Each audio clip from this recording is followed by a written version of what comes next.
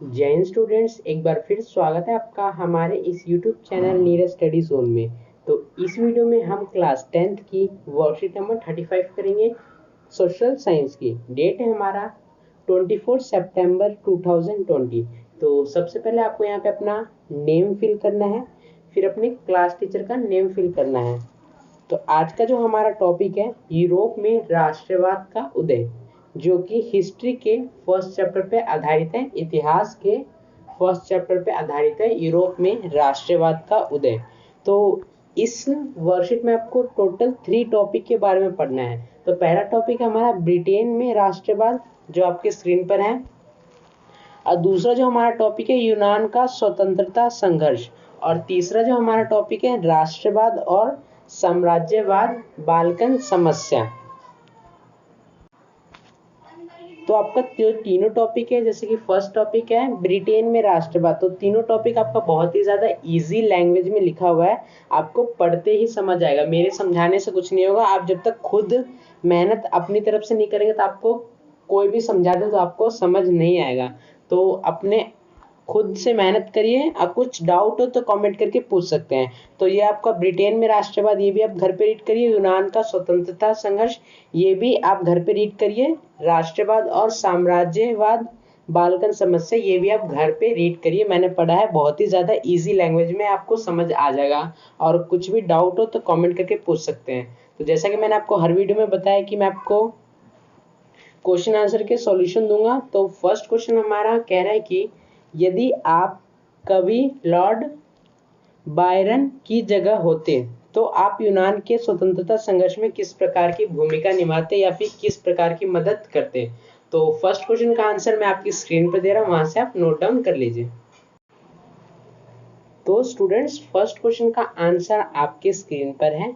इतिहास की महत्वपूर्ण घटनाओं में यूनान का स्वतंत्रता संग्राम एक महत्वपूर्ण घटना थी। लॉर्ड बायरन नामक के एक अंग्रेज कवि ने इस संघर्ष के लिए न केवल धन इकट्ठा किया बल्कि युद्ध लड़ने भी गए। अगर मैं कभी कभी की जगह पे कभी को काट के कवि लिख दीजिए। कभी जो यहाँ पे लिखा हुआ है कभी, कभी को काट के कवि लिख दीजिए। यहाँ पे जो आपको कभी लिखा हुआ है उसको काट के कवि कर लीजिए, स्पेलिंग मिस्टेक हो गई है। तो कवि की जगह पर होता तो उन्हीं की तरह तन मन धन में अपने राष्ट्र की सेवा करता। उन्होंने जिस प्रकार अपनी कविताओं के माध्यम से स्वतंत्रता संग्राम का प्रचार किया है वह एक सराहनीय कदम था। तो फर्स्ट क्वेश्चन आपका क्लियर हो गया होगा आंसर के साथ। तो चलिए अब हम सेकंड क्वेश्चन की तरफ चलते हैं। तो स्टूडेंट्स, वर्कशीट का सेकंड क्वेश्चन हमारा कह रहा है कि ब्रिटेन का राष्ट्रवाद किसी उथल पुथल या क्रांति का नहीं अपितु, अपितु की जगह यहाँ पे आप परंतु या फिर लेकिन का यूज कर सकते हैं, जो आपको सुटेबल लगे उसका यूज कर लीजिए। एक लंबी चलने वाली प्रक्रिया का परिणाम था, विवेचना कीजिए। तो सेकंड क्वेश्चन का आंसर आपके स्क्रीन पर है, वहां से आप नोट कर लीजिए। सेकंड क्वेश्चन का आंसर आपके स्क्रीन पर है। इसके टोटल 1 2 3 4 5 6 पॉइंट है।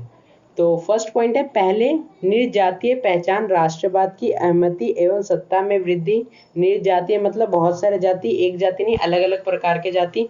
1688 में राजतंत्र से संसद द्वारा ताकत छीने जाने का, संसद द्वारा ताकत मतलब उनकी शक्तियों को छीन लिया गया। 1707 में यूनाइटेड किंगडम, यूके के नाम से जिसे हम जानते हैं, यूनाइटेड किंगडम ऑफ ब्रिटेन का गठन हुआ। तो 1707 में यूके का गठन हुआ था। सॉकलैंड पर प्रभुत्व आयरलैंड को 1801 में बलपूर्वक यूनाइटेड किंगडम में शामिल किया गया।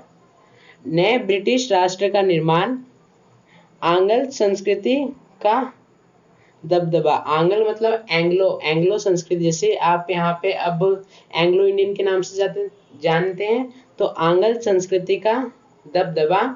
आंग्ल मतलब भी एंग्लो इंडियन एक वर्ड है, एंग्लो, वही लिखा हुआ है। तो लास्ट पॉइंट है, राष्ट्र के प्रतीक झंडा व राष्ट्रगान को बढ़ावा, पुराने राष्ट्र मात्र सहयोग रूप में। तो राष्ट्र के प्रति झंडा व राष्ट्रगान को बढ़ावा दिया गया, वो भी पुराने तरीके से। तो सेकंड क्वेश्चन भी आपका आंसर के साथ क्लियर हो गया होगा। तो सेकंड क्वेश्चन का आप स्क्रीनशॉट ले सकते हैं। तो चलिए अब हम वर्कशीट के थर्ड क्वेश्चन की तरफ चलते हैं। तो स्टूडेंट्स वर्कशीट का थर्ड क्वेश्चन आप देख सकते हैं, बाल्कन राज्यों की स्थिति पर एक संक्षिप्त नोट लिखिए। तो थर्ड क्वेश्चन का आंसर मैं आपके स्क्रीन पर दे रहा हूं। तो स्टूडेंट थर्ड क्वेश्चन का आंसर आपके स्क्रीन पर है। आप चाहे तो इसे स्क्रीनशॉट ले सकते हैं या फिर इसको रोककर नोट डाउन कर सकते हैं। तो आपने स्क्रीनशॉट ले लिया होगा या फिर नोट डाउन कर लिया होगा वीडियो को रोक के। तो चलिए अब हम वर्कशीट के लास्ट क्वेश्चन की तरफ चलते हैं, जो कि फोर्थ क्वेश्चन है। स्टूडेंट्स वर्कशीट का फोर्थ क्वेश्चन हमारा कह रहा है कि 1789 के पश्चात, मतलब 1789 के बाद क्रांतिकारी राष्ट्रवाद के उदय मतलब पुनः निर्माण, या फिर पुनः मतलब लिख सकते हैं, उदय का मतलब होता है उगना, जैसे सूर्य उदय होता है वैसे ही राष्ट्रवाद का पुनः मतलब आरंभ हुआ।